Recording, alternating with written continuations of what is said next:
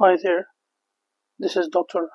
Mos'ab, Mos'ab Amr, and today I'll be talking about heart failure. This is a summary or the table of content that we are going to discuss today. So, what is heart failure? Heart failure is not a single disease, it is actually a syndrome, meaning that it is a constellation of symptoms and signs. And even more than that, it is a clinical endpoint. So, it is the final common pathway for a huge range of cardiac pathologies. The universal definition tells us that heart failure is due to either structural or functional cardiac abnormalities. But the key point to remember is that symptoms and signs alone are not enough for diagnosis. You need to have an objective evidence of either elevated natriuretic peptides or imaging that shows congestion, like pulmonary edema on chest X-ray or dilated chambers on echocardiogram. So think of heart failure like a story that has 3 chapters. Chapter 1, symptoms and signs. Chapter 2, biomarkers. And Chapter 3, imaging. So let's talk about the ejection fraction. Classification based on ejection fraction. First of all, ejection fraction is the volumetric fraction of the amount of blood ejected in each contraction. And we use it as a surrogate for cardiac function. But it does not actually tell the whole story. That is why we need other measurements. But still, it is the backbone of how we classify heart failure. And we have mainly 4 categories. Number 1, heart failure with reduced ejection fraction. Number 2, heart failure with mildly reduced ejection fraction, also previously known as mid-range ejection fraction. Number 3, heart failure with preserved ejection fraction. And number 4, heart failure with improved ejection fraction. Heart failure with reduced ejection fraction is when the ejection fraction is less than 40%, less or equal to 40%, and this is the classic systolic heart failure. It is classically known as systolic heart failure, in which the ventricle cannot pump properly, so it is a systolic problem. And this will lead to something known as eccentric remodeling, chamber dilation, and wall thinning. Instead of thickening, it will become actually more thin due to the dilation or ballooning, as we will talk about. Number 2, heart failure with mildly reduced ejection fraction, formerly known as mid-range ejection fraction, in which the ejection fraction is between 41% and 49%, and this is a transitional state. So it has a mixture of features from both sides, from the heart failure with reduced ejection fraction and heart failure with preserved ejection fraction. But generally, these patients are usually treated as heart failure with reduced ejection fraction. Then we have heart failure with preserved ejection fraction, in which the ejection fraction is above 50%, and this is classically known as diastolic heart failure, in which the ventricles become stiff, so they cannot fill normally, and we often see something known as concentric hypertrophy, with preserved contractility, of course, because the systole is not affected, at least at the beginning or initially, and there is also poor compliance due to the stiff myocardium. Number 4, which is the last category based on ejection fraction, which is heart failure with improved ejection fraction, in which a patient whose ejection fraction used to be less than 40% and now is above 40% due to treatment. And the key point in those patients is you have to not stop therapy. You have to continue therapy indefinitely, because it has been shown with evidence that stopping the therapy will lead to worsening of the condition and worse outcomes. Now let's talk about the stages, which are basically a description of the trajectory or the course of the disease. Stage A is patients who are at risk, but there is no evidence of structural heart disease. And the classic examples would be hypertension, diabetes, obesity, so on and so forth. And this is where prevention is a cornerstone. Stage B is evidence of structural heart disease, but there is no symptoms. There are still no symptoms. These are usually the post-MI patients or those with left ventricular hypertrophy. And this is known as pre-heart failure. Just like pre-diabetes, there is also pre-heart failure. And you can still initiate therapy at this stage, especially ACE inhibitors and ARNIs. Stage C, this is where symptoms enter into the picture. So there is either prior or current heart failure symptoms with evidence of disease. And this is where guideline-directed medical therapy, also known as GDMT, becomes the main tool or the mainstay of treatment. Stage D is the advanced, also known as end-stage heart failure. Those patients who usually need advanced therapies like the intracardiac devices or something like that, and palliative approaches. The NEHA classification, or also known as the New York Heart Association functional classification, is basically just like it sounds, a functional classification. So it depends on the functioning of the patient, on their day-to-day activities. So class 1, when there is no limitation. Class 2, when there is symptoms with ordinary activity. Class 3 is when there is symptoms with less than ordinary activity, and class 4 when symptoms become even present at rest. And unlike the stages of heart failure that we talked about, stage A, stage B, stage C, and D, these functional classes can actually go forward and backward. So a patient who is a class 4 can become class 3 and vice versa, with treatment, of course. And the second point you need to know about this is that it is actually a subjective class.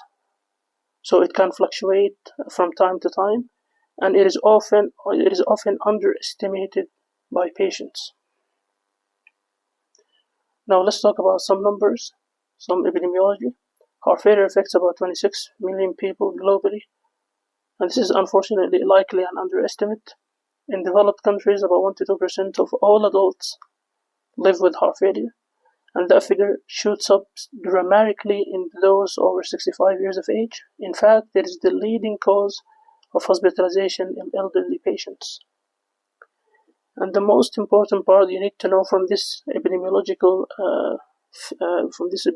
slide is that the 5-year mortality rate of heart failure is about 50%. The 5-year mortality rate is about 50%, and that is worse than many cancers. And heart failure is not only about clinical burden, it is actually also about economic burden. So in 2012, the cost of heart failure care in the US was about $31 billion. By 2030, this number is expected to be more than the double. And we are also seeing a shift towards more cases of heart failure with preserved ejection fraction due to the aging population and increasing rates of hypertension, diabetes, and obesity. Before we dive deeper into the pathophysiology of heart failure, let's refresh some fundamentals. Think of the heart as a pressure-driven dual pump system, tightly regulated across the cardiac cycle. So we have preload, afterload, and contractility. Preload is the stretch on the ventricle at the end of diastole. And you can think of it like blowing into a balloon. The more you can stretch it, the stronger the recoil. The afterload is the resistance the ventricle must push against. So you can think of it like pushing a door open. If you want to push a heavy door, the heavier the door, the more the effort needed to open the door. And contractility is the intrinsic strength of the heart muscle itself, independent of the preload or the afterload. And last but not least, we have something known as the cardiac output, which is basically the amount of, or the volume of blood ejected from the heart each minute, which is about 4 to 8 liters per minute at rest. And we can measure it by multiplying heart rate by the stroke volume. Stroke volume is the amount of blood ejected in each contraction. Also, there's something known as the Frank-Starling law,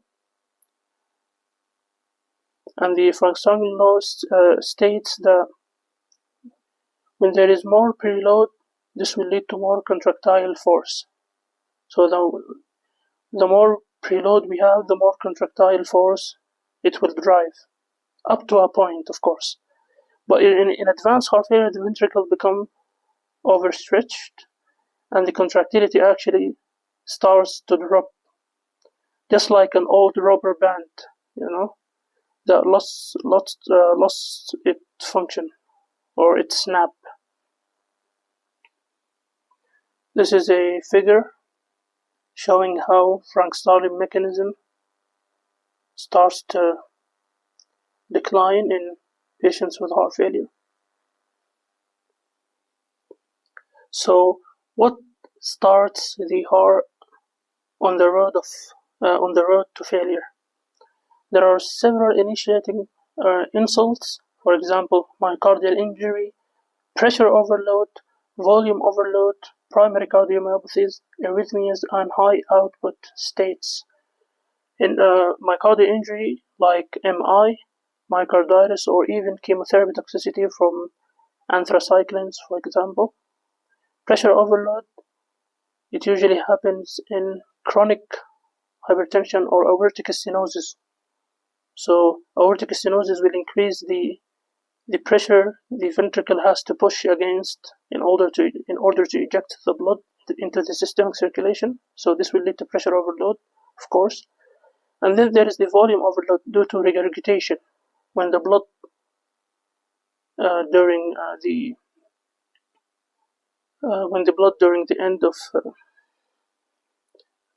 the end of systole, or at the beginning of the diastole, when the blood starts to go back, this will lead to volume overload. Also, atrioventricular shunts can lead to arteriovenous shunts can also lead to volume overload. There is the primary cardiomyopathies, like hypertrophic, restrictive, or dilated. Also arrhythmias, especially atrial fibrillation, persistent tachycardia, or severe bradycardia. All of these can lead to or can initiate the process of heart failure. And last but not least, there's something known as high output heart failure due to high output status or states like anemia, thyrotoxicosis, AV fistulas. So all of these pathways will converge eventually into causing remodeling and failure of forward flow or backup of congestion. Now here where it gets interesting and dangerous. The body tries to compensate for failing cardiac output through neurohormonal activation, and this works well at the beginning, but over time these adaptations become maladaptive.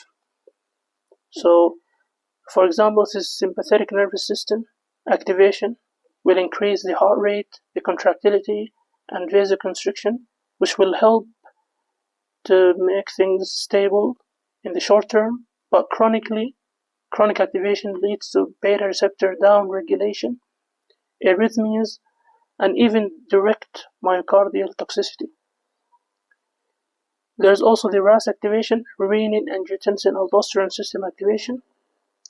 So angiotensin 2 raises the blood pressure and promotes fibrosis, and aldosterone causes sodium retention, which will lead to volume overload, which will lead to edema, and ventricular remodeling. On the flip side, the natriuretic peptide system, which is composed of BMP, brain natriuretic peptides, and N-terminal pro-brain natriuretic peptides, is actually compensatory. So it will promote natriuresis, vasodilation, and it will inhibit RAS system. But in advanced heart failure, this will become overwhelmed. So think of this as a battle between two hormonal armies, the sympathetic nervous system and the RAS system trying to push harder, and the natriuretic peptides trying to ease the load. Eventually, the bad guys will win unless we intervene. Remodeling is the physical and molecular reshaping of the heart. On the cellular level, there will be myocyte hypertrophy, which will happen first, which is basically describing how the heart is trying to bulk up to do more work. So it is trying to push itself or push the limits to do more work. Then comes the apoptosis, altered calcium cycling, and a shift from fatty acid to glucose metabolism. And this will lead to less sufficient energy production, also known as less cardiac energetics. In the extracellular matrix, there will be increased fibroblast activation, an imbalance between MMP, which is the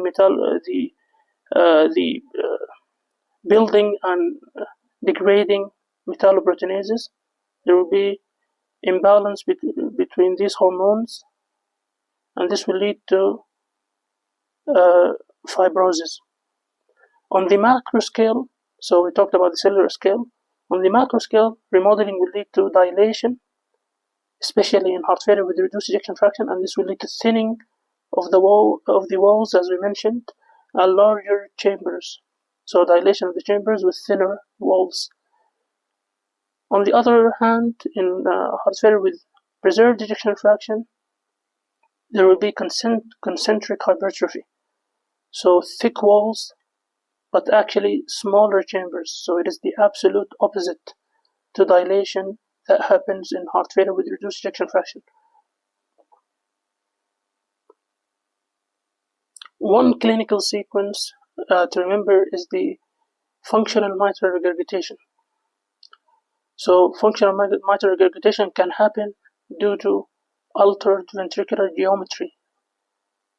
So it is not due to a problem with the valve itself, but due to the altered geometry of the ventricle.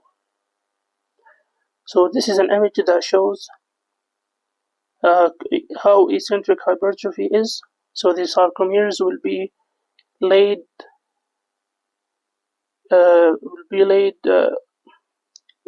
side by side, and in concentric hypertrophy they will be laid on top of each other.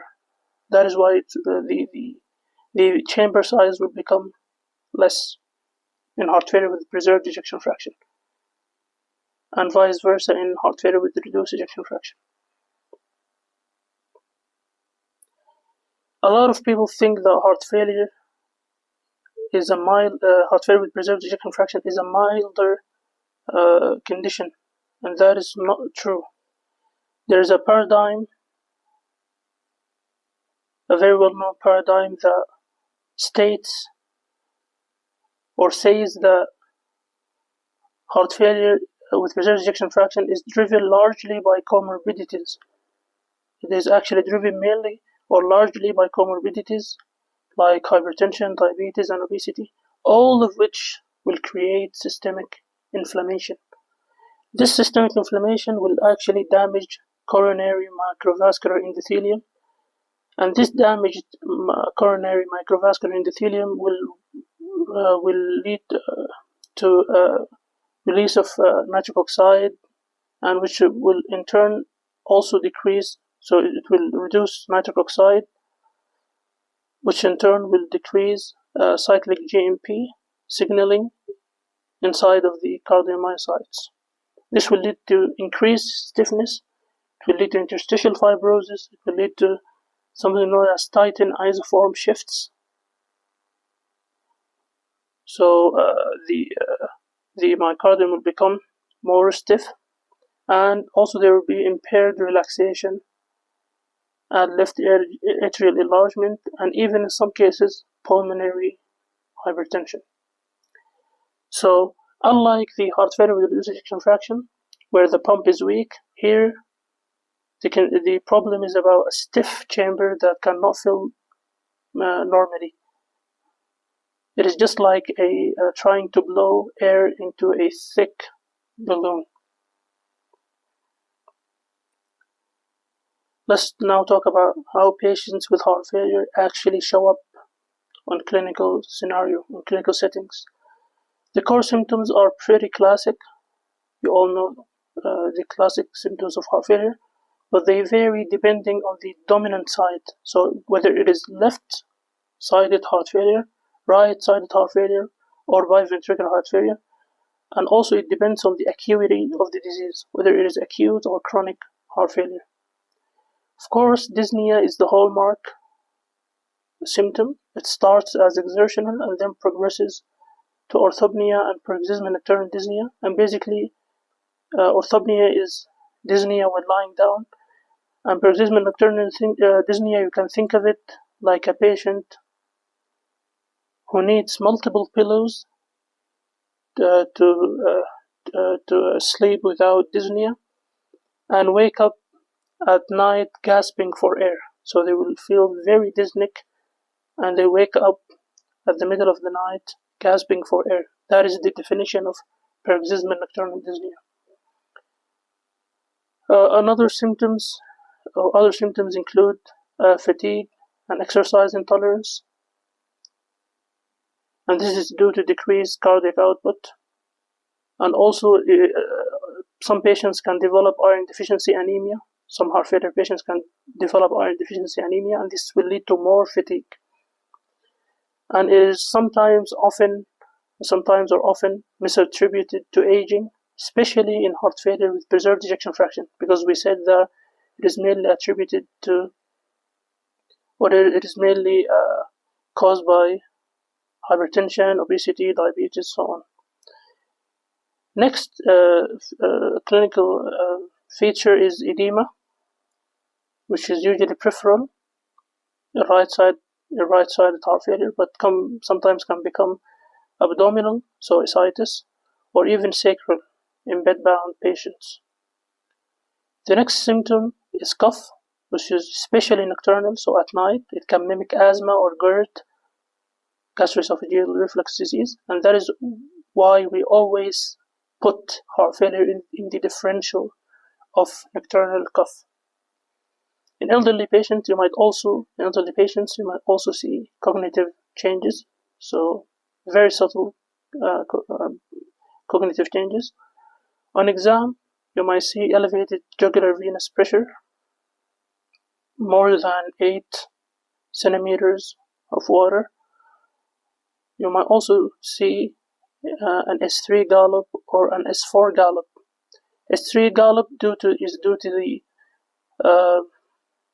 to the systolic heart failure, the problem with injection of blood, and S4 is due to the pressure overload, the pressure overload in heart failure or diastolic failure, the diastolic dysfunction in patients with heart failure with preserved ejection fraction. And S3 would sound like this: lub, lub, lub, lub. So it comes after the S2 heart sound, the normal heart sound, the first and the second. It comes after the second, and S4 is actually before S1, so it would be something like lub up dub, lub up dub. Also, other signs other than the elevated JVP, S3 in heart failure with reduced ejection fraction, and S4 gallop in heart failure with preserved ejection fraction. We can also see pulmonary crackles on auscultation. We can hear pulmonary crackles on auscultation. We can observe or see pitting edema, hepatomegaly, or even Cohen-Stokes breathing, which is a very classic breathing in severe cases. And I will put the examples of how S3, S4, and Cohen-Stokes breathing sounds, and even the pulmonary crackles. I will put them as audio files with this presentation. So always think holistically. The big message that you need to get from this is you have to always think holistically. So there is no single symptom or sign that is diagnostic of heart failure. There is also something known as clinical profiles, which is very valuable in triage in acute settings, which is a 2x2 framework. The most common, which accounts for about 60% of cases, is the warm and wet profile. Warm refers to congestion, edema, and wet refers to perfusion. So the patient is well perfused. And usually these patients will be the patients who have orthopnea and crackles and so on, but they have a good blood pressure, a normal blood pressure, indicating good perfusion. And the main symptomatic treatment is diuretics. The second profile is cold and wet. So there is low cardiac output, which led to low perfusion, as well as congestion. And these patients will be severely hemodynamically unstable, so they will look shocked or fatigued, and the main management will be inotropes and vasodilators, and even sometimes diuretics. And these patients usually need ICU level care. The third profile is warm and dry, in which there is some compensation. So the patient is yet to develop any symptoms. They are well perfused and they do not have any kind of congestion, so they are asymptomatic. And the mainstay of treatment is to keep them stable on maintenance therapy. The fourth and last clinical profile is cold and dry, in which there is underfilling, but also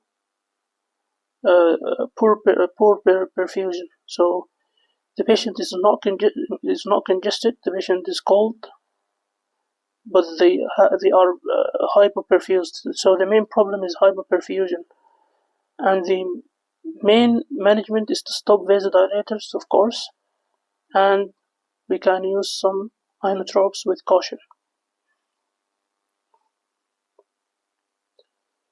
So we talked about the inpatient clinical profiles in the triage. Now let's go back to the outpatient setting. So what should be your diagnostic workflow? First, you should start with a good history and physical exam. Remember that the symptom clusters we just mentioned, and also assess the NIHA class, which can reflect functional limitation. Next, do some laboratory investigation, like BMP and NT and terminal pro BMP. Also do CBC for anemia. You can also order some renal and hepatic function tests. Also check the TSH, the thyroid stimulating hormone, the hemoglobin A1C, and lipids to see if the patient have any comorbidities or contributing factors like thyroid disease, diabetes, dyslipidemia, so on and so forth. And also do not forget, if you find that this patient has anemia, to do iron studies, because iron deficiency can be a modifiable driver of symptoms. As we mentioned, the iron deficiency can lead to more fatigue and more dyspnea. And that is why it is important to recognize and treat iron deficiency anemia. Then we do ECG to look for if there's any left ventricular hypertrophy, arrhythmias, or old MI. We do chest X-ray to see any signs of congestion. If there are any signs of congestion or cardiomegaly, we can do echocardiography, which is the essential imaging modality, and no diagnosis of heart failure can be made without it, so it is very important. This is where BMB and NT-proBNP become powerful tools when interpreted correctly. So for BNP, less than 100 picogram per milliliter is basically a safe rollout of heart failure. So you can rule out heart failure if it's less than 100 picogram per milliliter. If it's 400 or more, it strongly suggests heart failure, and if it's between 100 and 400, it is a gray zone. And usually these patients in the gray zone are patients who have comorbidities. So patients who have heart failure, who have hypertension, diabetes, and obesity, and so on. As for the NT-proBNP, we go by age. It depends on the age. So less than 50 years of age. If it's more than 450 picogram per milliliter, this is diagnostic. 50 to 75 years, it has to be more than 900. And any age 75 years or more, it has to be more than 1800 picogram per milliliter. And the reason why we go by age is that levels can be falsely high due to either age, renal dysfunction, or atrial fibrillation, and it can also be suppressed by obesity, SGLT2 inhibitors, so sodium glucose cotransporter type 2 inhibitors, or even flash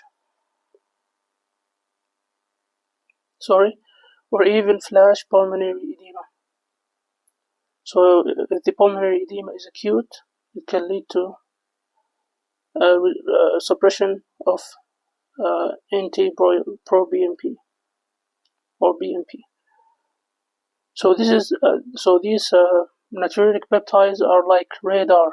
So they pick up on the stress signals from the ventricle, but you still need to confirm the diagnosis with echocardiography. So echocardiography is the cornerstone of heart failure diagnosis, especially for classification and treatment guidance. And we want to assess mainly three things. Number one, systolic function. Number two, wall motion abnormalities. Number three, diastolic dysfunction.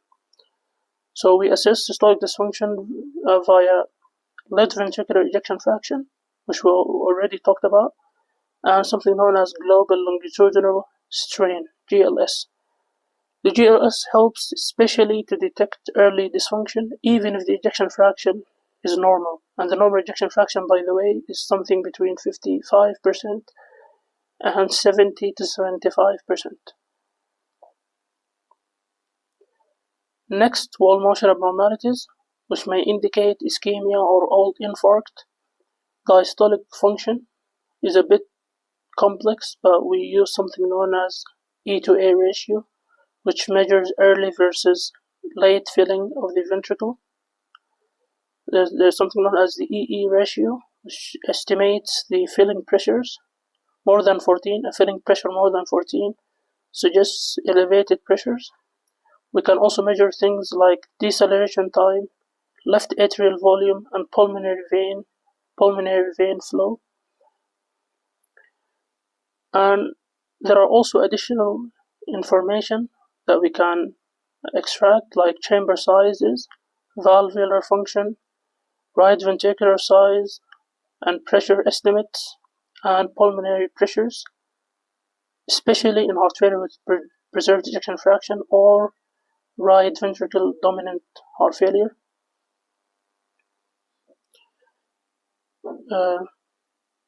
In heart failure with preserved ejection fraction, we have three grades on echo. Grade 1, when there is impaired relaxation. Grade 2 is known as pseudonormal, and grade 3 and 4 is when there is restrictive filling.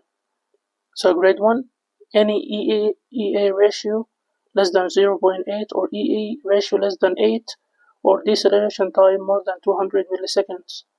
And this is usually asymptomatic, indicates asymptomatic heart failure or early heart failure with preserved ejection fraction. Grade 2, it looks kind of normal, but it is actually pseudonormal. That is why we call this pseudonormal.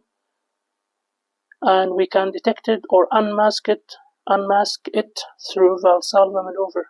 So if the EA ratio looks normal, we can ask the patient to do Valsalva maneuver, and this will show us if this is true normal EA ratio or it is false and pseudonormal. So the clues that will guide us to know if this is grade 2: EE ratio between 8 and 15, deceleration time between 160 to 200 milliseconds, or increase in left atrial volume.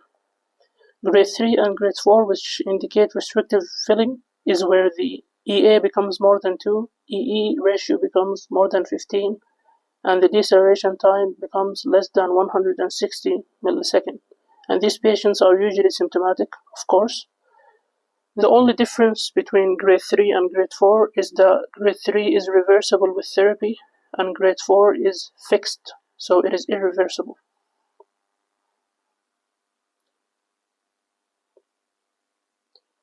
We have come a long way from slow step-by-step approach that used to define heart failure care. So before 2021, we followed a sequential model.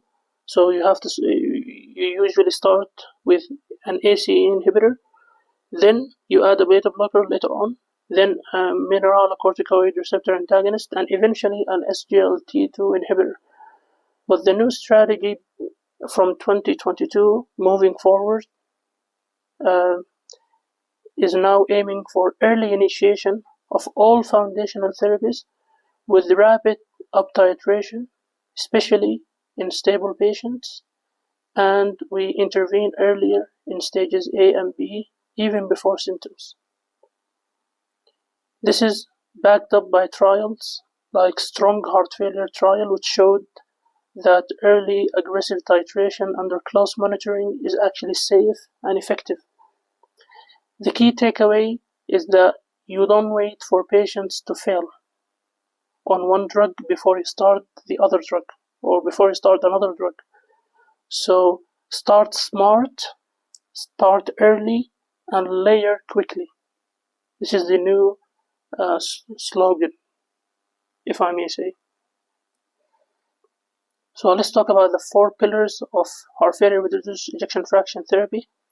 Number 1, RAS inhibitors like ARNIs like sacubitril valsartan, which is the preferred RAS inhibitor. If it's not available, we can use an ACE inhibitor or an ARB, angiotensin receptor blocker, or angiotensin converting enzyme inhibitor, or angiotensin receptor blocker.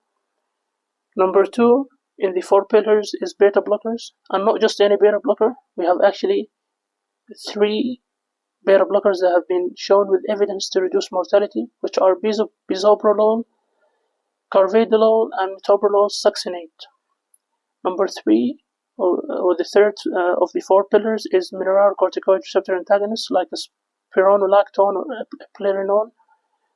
And last but not least, SGLT inhibitors like dapagliflozin and empagliflozin. And we can use these even if the patient does not have diabetes. So these are all class 1 recommendation. So these are not optional. These are not conditional. You have to use them in all patients with heart failure with reduced ejection fraction. And what's unique about SGLT2 inhibitors is there is no titration phase needed. So you can just start and go. And remember, this applies regardless of symptom severity. So even NIHA class 1 patients should start on all 4 pillars. It doesn't matter which NIHA functional class they are in. So how do we get all 4 drugs on board? There are 3 strategies. We already talked about them. There is the traditional sequential method, which is not preferred anymore. We talked about it. Number 2, there's the rapid sequential method, which we can use a RAS inhibitor and a beta blocker together, and then later on we add MRA and SGLT2 inhibitors within few weeks. And there is the comprehensive titration, which is the use of all 4 medications at low doses simultaneously, and then you titrate upward over time. So for a stable outpatient treatment, you start about 2 to 3 medications at once. For post-hospital discharge, you start all the 4 medications before they leave, if possible. And the goal, as we mentioned, is to reach target. The goal is to reach target or maximally tolerated doses within 3 to 6 months. So less than half a year, you have to reach the target or maximally tolerated doses. And at every step, you have to monitor 4 things. You have to monitor blood pressure, monitor heart rate, monitor renal function, and potassium levels. And this proactive model that we just explained have been shown to reduce rehospitalizations and improve survival. So here are some information about the doses and some notes about RAS inhibitors, as well as beta blockers, mineralocorticoid receptor antagonists, and SGLT2 inhibitors. We will talk about SGLT2 inhibitors in great detail in a moment. And there are other medications like ivabradine.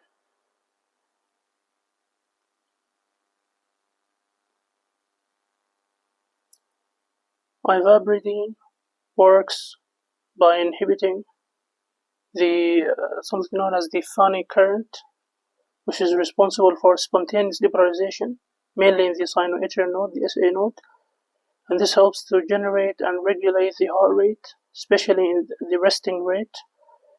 And the funny part, or the reason why it is called funny, is because it activates during hyperpolarization.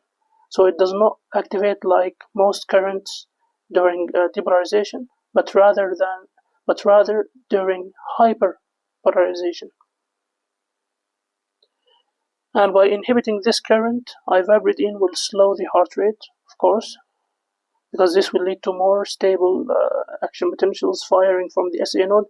And the nice thing is this is actually it increases or it decreases.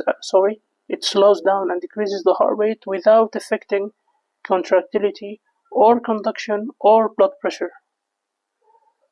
But the only case where we use ivabradine is when there is a patient who is already on max tolerated beta blocker dose, but still have resting heart rate in sinus rhythm, so no atrial fibrillation or anything like that, of more or equal to 70 beats per minute.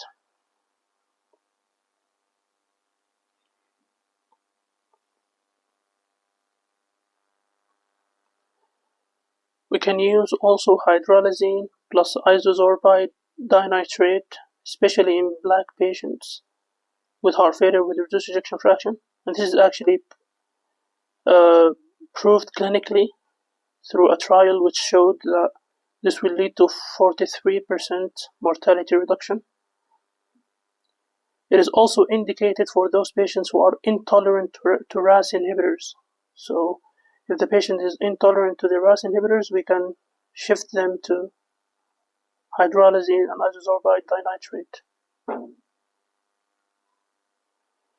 Let's move to the treatment of mid-range or mildly reduced ejection fraction, heart failure with mildly reduced ejection fraction, in which the ejection fraction is between 41 to 49. The latest guidelines recommend starting with SGLT2 inhibitors. Then we can add the RAS inhibitors, beta blockers, or even mineralocorticoid receptor antagonists. But the important point to remember is that you have to aggressively manage all of the comorbidities like hypertension, diabetes, obesity, and so on and so forth. And if there is congestion, you can also use diuretics for symptomatic relief. Now let's talk about management of heart failure with preserved ejection fraction. The mainstay of treatment of this class of heart failure is SGLT2 inhibitors, which has been shown by multiple clinical trials. like the Emperor Preserved and the Deliver trials. It has been shown that this this class of medications, which is the SGLT2 inhibitors, lead to reduced hospitalization, improved quality of life, and benefits regardless of diabetes or diabetic status. And the management goals in heart failure with preserved ejection fraction is number one, aggressive blood pressure control. So even less than 120 systolic if tolerated. Number two, weight loss, especially in obese patients. Number three, sleep apnea screening and treatment with CPAP, continuous positive airway pressure, if present. Also atrial fibrillation control, so rhythm or rate strategies. Ischemic heart disease treatment as well. So address with appropriate revascularization or medications, of course. We can also use diuretics judiciously. We can use them with caution for symptomatic relief. And we can sometimes use, according to some evidence, there's some evidence that spironolactone can be selectively considered if there are persistent symptoms. So the main point to remember is that you need to use SGLT2 inhibitors, and the second thing is that heart failure with preserved ejection fraction is not mild heart failure. It is just different heart failure. It is not mild, and it has its own therapeutic logic.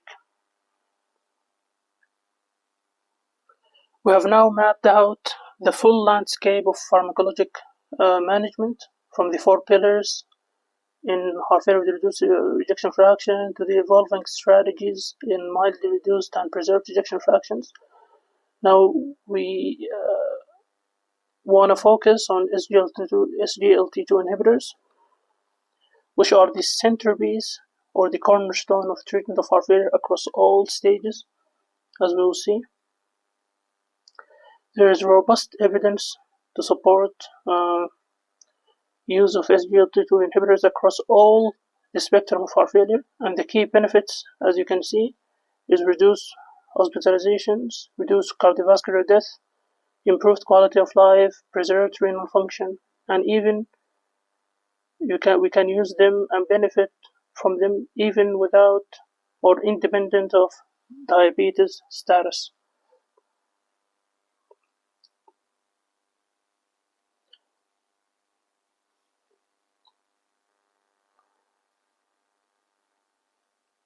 Let's break down how these drugs help patients with heart failure. It actually works through multiple parallel mechanisms or effects. Number one, hemodynamic effects. It leads to osmotic diuresis and natriuresis because it leads to more excretion of sodium and glucose in urine, and this will draw water along with them, and this will lead to reduced plasma volume, lower cardiac preload, and mild blood pressure reduction. And all of this happen without activating RAS. And this is a key point to differentiate SGLT2 inhibitors from loop diuretics.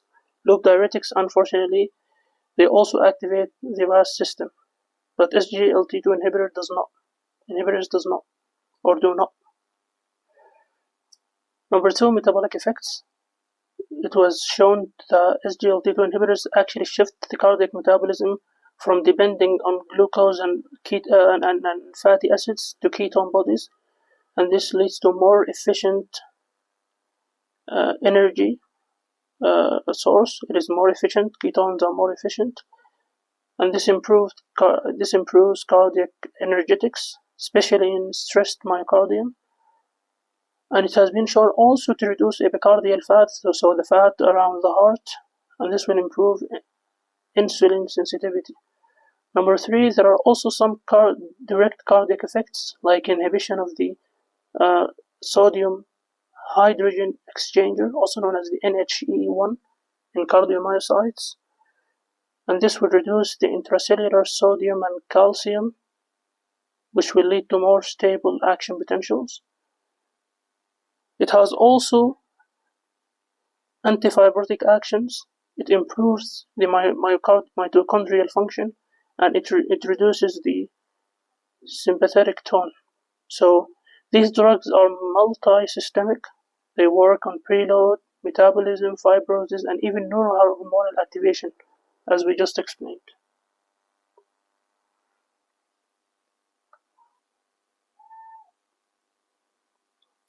These mechanisms, we can translate them to real world benefits. So, number one, they will lead to less congestion. Number two, better symptom control. Number three, renal protection. And number four, reduced sympathetic activity. And how do we start these medications? We start by giving dapagliflozin 10 mg once daily, or empagliflozin 10 mg once daily. It is usually taken in the morning with or without food. And with regards to monitoring, we have to check the eGFR and the electrolytes before we start. And there is no need for dose adjustment, as we mentioned. There is no need for titration unless eGFR is less than 20 milliliters per minute. And even then, we can often still continue. So no need for dose adjustments and no need for titration. Unlike the ACE inhibitors, the beta blockers, the MRAs, mineralocorticoid receptor antagonists, there is no titration needed.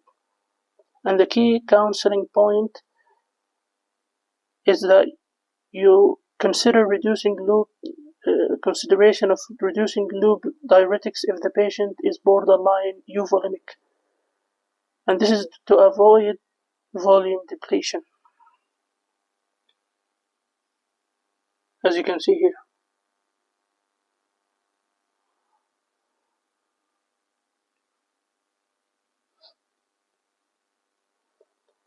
Here is some info on loop diuretics, the initial dose, the typical range, so on and so forth. And there are clinical pearls that you need to know as well. So let's talk about device therapy, where the patient crosses the line from medications to hardware, needing actual hardware. So we can use implantable cardioverter defibrillator device, ICD, as a primary prevention or secondary prevention. We use it as a primary prevention if the left ventricular ejection fraction is less than 35%, despite 3 months or more of GDMT, guideline-directed medical therapy, or if the patient is NIHA class 2 or 3. We use it as secondary prevention in survived VTAC or VFib episode, in patients with survived VTAC or VFib episode. The important point is that patients should have reasonable life expectancy and no contraindications. So the life expectancy has to have to be more equal or more to 1 year. The second device is cardiac resynchronization therapy, CRT, which is used to synchronize ventricular contraction in patients with conduction delay. So it is indicated if the left ventricular ejection fraction is less than 35%, or there is NIHA 2 to 4 classes, or if the QRS is longer or equal to 150 milliseconds, especially with left bundle branch block morphology. And sinus rhythm is preferred, although we can use it in some patients with atrial fibrillation. In selected patients, CRT will lead to reduction in hospitalization, improvement in ejection fraction, and may even, in some cases, reverse ventricular remodeling. Iron deficiency is common in heart failure, about 50% of cases of heart failure, even in patients without previous history of anemia, or even without anemia. Iron deficiency is very common. And the reason it matters is that iron is essential for oxygen delivery, of course, and for mitochondrial energy production. And low iron will lead to fatigue, dyspnea, and exercise intolerance. And the diagnostic cutoff is ferritin less than 100 nanogram per milliliter, or ferritin between 100 to 299 nanogram per milliliter with transferrin saturation less than 20%. The management is usually IV iron. Usually we give ferric carboxymaltose, and this will lead to better absorption and better outcomes as well. It improves the symptoms dramatically in some patients. Even it improves something known as the 6-minute walking distance and the quality of life. And that is why we always check iron status in symptomatic heart failure patients and replete if deficient. Let's talk about cardiorenal syndrome. This is the vicious loop where the heart and the kidneys damage each other. And the main types, there are about 5 types of cardiorenal syndrome. The main ones that you need to know are type 1 and type 2. Type 1 is when there's acute heart failure that leads to acute kidney injury, and type 2 when there's chronic heart failure that leads to progressive chronic kidney disease. And the principles of management is to optimize volume carefully, so avoid both overload and overdiuresis and have optimal volume. Number 2, continue RAS inhibitors unless there is a creatinine rise more than 30% or potassium more than 5.5 milliequivalent per liter. The third is the SGLT2 inhibitors help both organs, so we can use it in cardiorenal syndrome. And if diuretic resistance develops, we can try continuous IV loop diuretics. We can also consider combination therapy, so lube and thiazide both. And ultrafiltration, we can try ultrafiltration for selected patients with refractory congestion. And this is where close follow-up and laboratory monitoring is critical. Here are some red flags in heart failure with preserved ejection fraction. So not all heart failure with preserved ejection fraction patients just have a stiff heart and a high blood pressure and that's it.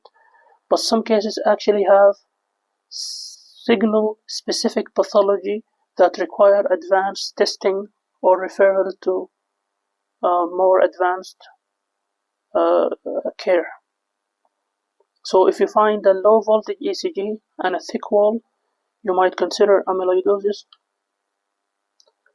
Also, if there is RAS inhibitor intolerance plus neuropathy, this can be due to amyloidosis, especially transthyretin type. If you find asymmetrical or asymmetric septal hypertrophy, this indicates, or this might be due to hypertrophic cardiomyopathy. If there's pericardial thickening or calcification, this might indicate constrictive pericarditis. If there is right ventricle dominance more than left ventricle, this might indicate restrictive cardiomyopathy. If there is ventricular interdependence, this might indicate pericardial disease.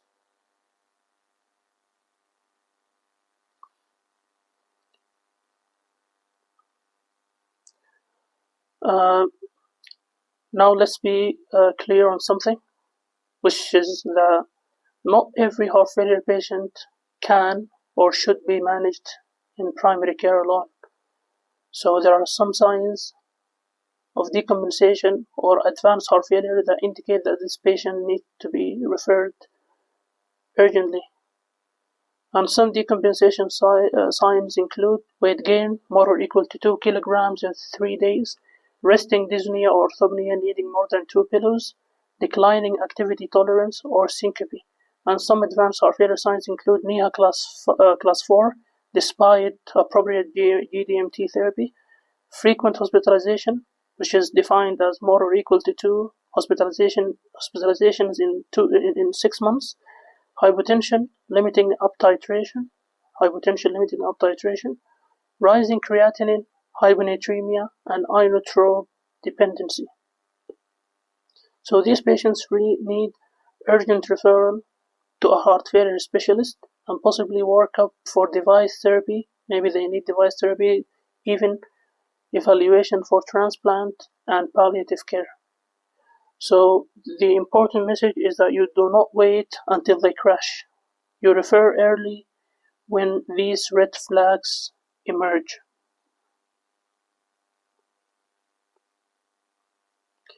Here are some patient self-care education points. The key components is daily weight monitoring, medication adherence, symptom recognition and reporting, dietary sodium restriction to avoid more edema, about 2 to 3 grams per day maximum, physical activity guidance, and we have to teach them when to contact or inform them when to contact healthcare providers.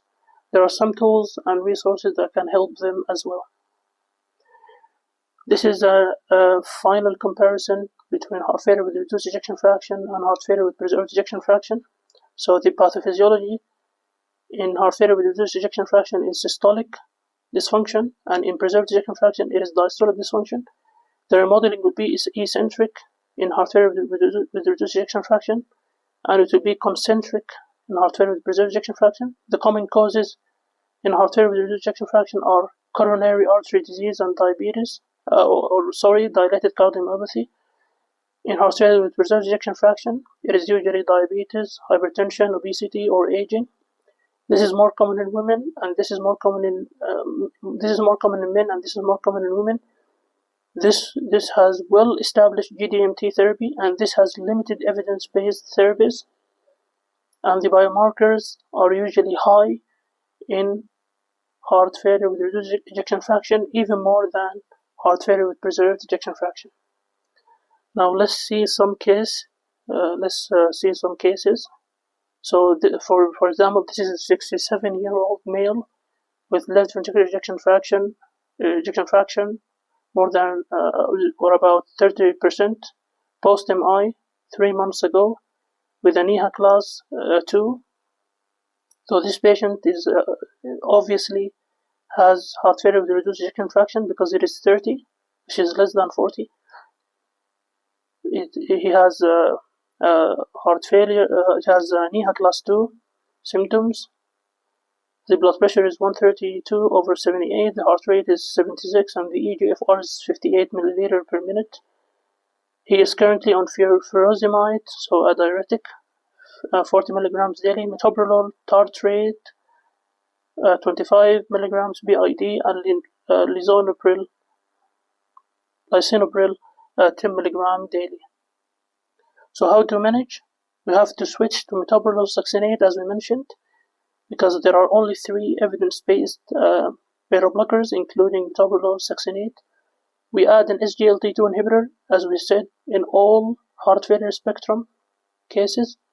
We can consider adding ARNI instead of ACE inhibitor, especially if there's cough or something like that.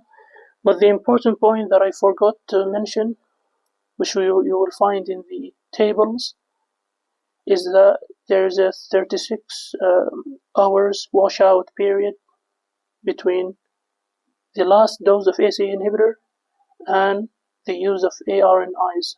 So you have to wait about 36 hours before you start ARNIs if the patient was using ACE inhibitors. Then we will add a spironolactone, possibly, which is a mineralocorticoid receptor antagonist. We will add it. Then we will evaluate if there is any need for ICD, and will provide self-care education. This is another case, a 47-year-old female with left ventricular ejection fractions 62%, which is an indication of heart failure with preserved ejection fraction because it is more than 50. She has hypertension, obesity, indicated by BMI 33. sleep apnea, and all of these are initiating factors or contributing factors to heart failure with preserved ejection fraction. She also has exertional dyspnea, peripheral edema, blood pressure of 156/88. The NT-proBNP is 850 picogram per milliliter. Echo shows left ventricular hypertrophy, left atrial enlargement, EA ratio of 16, and grade 2 diastolic dysfunction. So we will manage it by adding an SGLT2 inhibitor. As we mentioned, we have to add it in all heart failure spectrum. We can intensify hypertension control because she has a very high blood pressure, as we just seen, 156/88. So she has high blood pressure. Number 3, we have to be judicious about diuretic use for symptomatic relief. Number 4, we can treat the sleep apnea she is suffering from.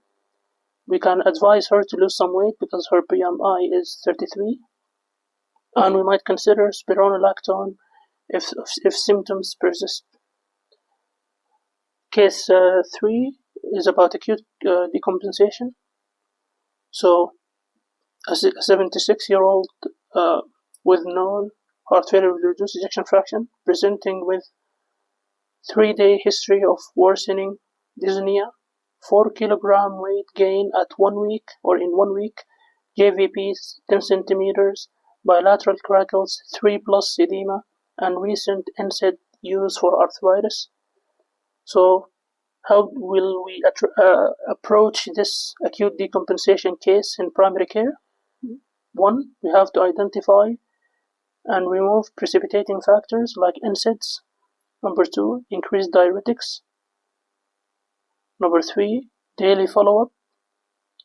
Number 4, we will consider direct ED referral if there is severe symptoms or cold profile. And number 5, we plan for medication optimization after stabilization. Case 4, which is the last case, is about advanced heart failure, also known as end-stage heart failure or stage D. A 58-year-old male with non-ischemic cardiomyopathy, left ventricular ejection fraction of 15%, which is very, very low, despite optimal GDMT, NIHA class 4, recurrent hospitalization, which we mentioned that is defined by 2 or more in 6 months, CKD stage 3, moderate pulmonary hypertension, cachexia, declining functional status. So how do we approach this case in primary care? Number 1, we have to recognize that this is stage D heart failure. Number 2, prompt referral to advanced heart failure center. 3, discuss goals of care and values. Number 4, coordinate with heart failure specialists for advanced therapy evaluation. Number 5, consider palliative care consultation. Number 6, continuing care in collaboration with specialists. So here is a summary of key messages. We said that heart failure requires both symptoms and objective evidence of cardiac dysfunction. We can classify heart failure based on stages, NIHA class, and ejection fraction categories. Natriuretic peptides are essential for screening, echocardiography for definitive diagnosis. SGLT2 inhibitors are foundational therapy across all the spectrum of heart failure. The 4-pillar approach for heart failure with reduced ejection fraction include RAS inhibitors, beta blockers, MRAs, and SGLT2 inhibitors. Heart failure with preserved ejection fraction management is focused on comorbidities plus SGLT2 inhibitors. Patient education and self-care are crucial for successful management, and you have to know when to refer. So if there are persistent symptoms, as we mentioned, red flags, or device eligibility, here are some resources for implementation. So thank you for your attention. If you have any questions or suggestions, you can reach out to my email. And thank you all for listening. Goodbye.